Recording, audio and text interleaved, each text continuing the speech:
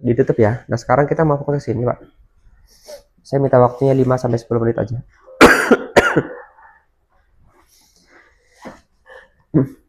Kita mau review ulang tentang divisive briefing. Tapi nanti fokusnya bukan kepada 5 langkah divisive briefingnya, melainkan ke soal Smith system. Ada namanya materi Smith system. Jadi Smith system itu satu metodologi,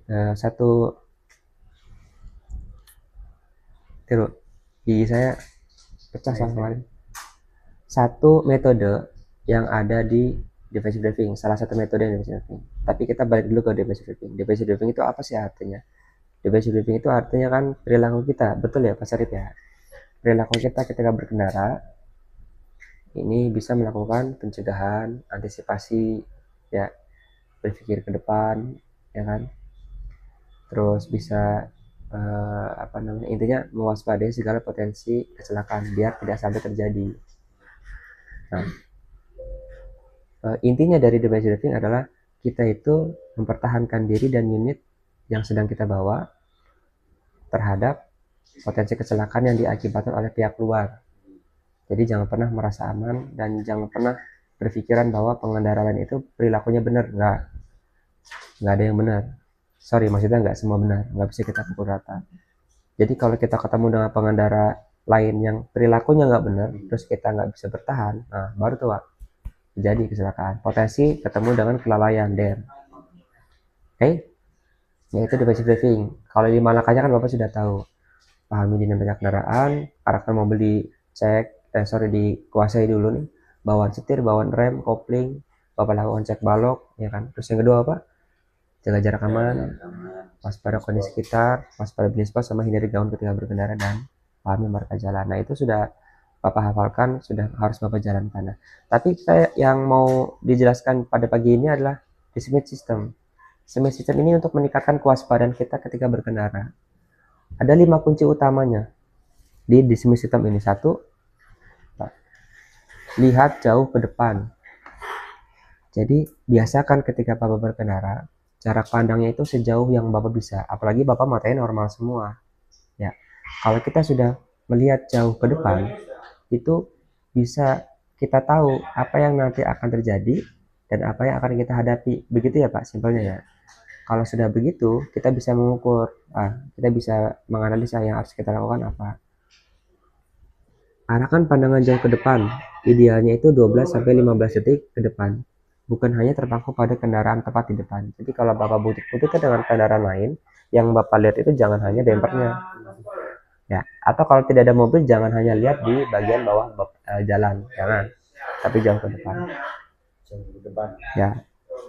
Cara penerapannya seperti apa? 1, fokus pada titik jauh di jalur Pak, bukan pada bemper suatu kendaraan atau di salah satu titik jalan. Yang kedua, kenali rambu dan kondisi lalu lintas lebih awal. Nah ini biar kita bisa mengukur, ya, tahu sikon nih Pak, yang harus kita lakukan apa. Itu yang bisa Bapak lakukan. Jadi lihat jauh ke depan, balik lagi tujuannya adalah biar kita bisa lebih awal melakukan manuver secara terukur, secara baik, secara benar. Tidak ada potensi kecelakaan yang tidak sampai terhindar lah ada Bapak, enggak. Tapi bisa diantisipasi sejak awal, gitu ya. 1. Yang kedua, melihat gambar secara menyeluruh Pak. Jadi nggak cukup hanya Bapak lihat ke depan, tapi juga yang Bapak harus lakukan adalah cek kiri kanan melalui kaca spion. Salah satunya itu. Nah, pahami keseluruhan situasi di sekeliling kendaraan, depan, samping, dan juga belakang, bukan hanya satu titik. Hal tersebut dilakukan untuk bisa terhindar dari eksiden yang modelnya gini. Mobil di tengah, kiri kanan ada motor. Karena mobil kita tidak sering lihat samping kanan kirinya ada kendaraan lain, maka ketika dia lakukan manuver ambil lajur, dia nenggor kendaraan lain. 1. Yang kedua, yang di lajur kanan mau ngambil kiri, yang lajur kiri mobil kanan. Nah itu terjadi. Ya, itu 2 contoh dari kejadian akibat kita tidak tahu situasi apa yang di sekitar. Cara penerapannya seperti apa? 1, yang wajib pertama kali adalah minimal bisa jaga jarak aman 3-4 detik ke depan. Jaraknya ada 3-4 detik. Kalau kita 4 detik ya, pakai meter per detik. Yang kedua, periksa spion setiap 5-8 detik sekali. Yang ketiga, kenali blind spot kendaraan sendiri dan juga orang lain. Jadi Bapak harus tahu nih Pak, blind spot kita juga di belakang, kiri kanan sama. Nah, begitu pula dengan pengendara lain. Jadi jangan sampai Bapak berpikiran bahwa ini saya aman aja nih di belakang kendaraan orang lain. Dengan posisi yang ya amit-amit ya, kalau mepet itu jangan, karena di sini kita harus jaga jarak aman. Begitu ya Pak. Yang ketiga, di sini hanya 5. Pastikan mata itu selalu aktif bergerak. Kalau mata aktif bergerak, dia itu terstimulan Pak, diberikan dorongan terus untuk selalu aktif. Biar apa? Biar tidak sampai jenuh, ngantuk, ngelamun. Nah, ada Pak namanya highway hinopsis. Ini nih harusnya Pak Syarif ya, karena kilometernya jauh.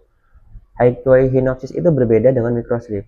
Kalau microsleep itu sudah pasti, sudah jelas kondisi badan itu tidak sadar, tidur.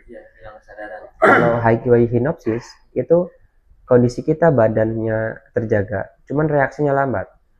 Yang bisa kita tahu adalah kalau Bapak sudah atau baru sadar sudah melewati jalan A. Itu Pak. Kalau sudah begitu langsung melipir, cari tempat istirahat, biar istirahat ya apapun itu untuk ningkatin fit badannya lagi, biar konsentrasi lebih oke. Ya Pak. Jadi caranya apa? Kalau ketemu dengan jalan bebas hambatan, misal tol atau jalan-jalan panjang lurus, mata itu aktif bergerak, sering cek, sering pindah-pindah matanya ke spion, depan, bawah. Terus Pak. Sering kedip-kedip. Boleh. Nah, Biar nggak ngantuk. Oke, nah itu tuh pindah lingkungan sekitar terus-menerus Pak, agar tidak terpaku pada satu titik. Caranya, alihkan pandangan 1-2 detik sekali. Hindari menatap lampu kendaraan lain saat malam, dan juga lakukan pola scan sistematis itu gini. Kalau kita sudah terbiasa pindahkan mata untuk mengecek situasi jalan, itu nanti akan secara otomatis terjadi. Contohnya bapak saya juga sama ya, driver ya. Kalau sekarang sudah jadi mekanik di Honda LPPM Kusunean, bagian finishing. Beliau itu kalau bawa mobil, satu nggak mau diajak ngobrol Pak. Misal saya Fokus. Iya, misal dari Cirebon ke Hargulis nih, dia kalau bawa mobil, saya ajak ngobrol nggak mau. Kamu diem dulu Bapak di kendaraan. Satu. Terus yang kedua, mata dia nggak mau diem Pak, nggak mau diem. Dari Hargulis, dari Cirebon Hargulis, berarti kalau kita naik mobil pakainya panturaan itu 2,5 jam.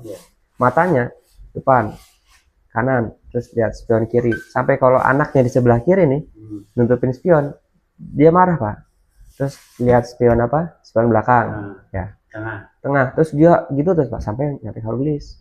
Nah itu yang bisa dilakukan ketika Bapak berkendara. Mau kendaraan kecil, besar, semi besar, apapun itu, pandangan wajib selalu bergerak, matanya Yang keempat, sediakan jalan keluar.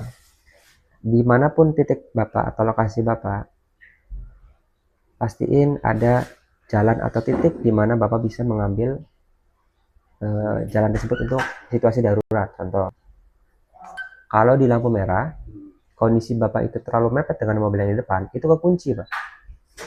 Kalau di situasi darurat di belakang, Bapak bisa kabur nggak gitu? Nggak bisa. Kita nggak bisa ngambil manuver kiri kanan untuk menghindar. Jadi yang harus dilakukan adalah satu, hindari berkendara lama di area blind spot kendaraan lain. Ini dalam kondisi unit berjalan. Yang kedua, sisakan ruang saat berhenti di belakang kendaraan lain. Ini yang terjadi di lampu merah. Ya biar nggak kejepit Pak. Jadi sisakan ruang darurat, intinya itu aja. Nah yang terakhir sebelum kita tutup,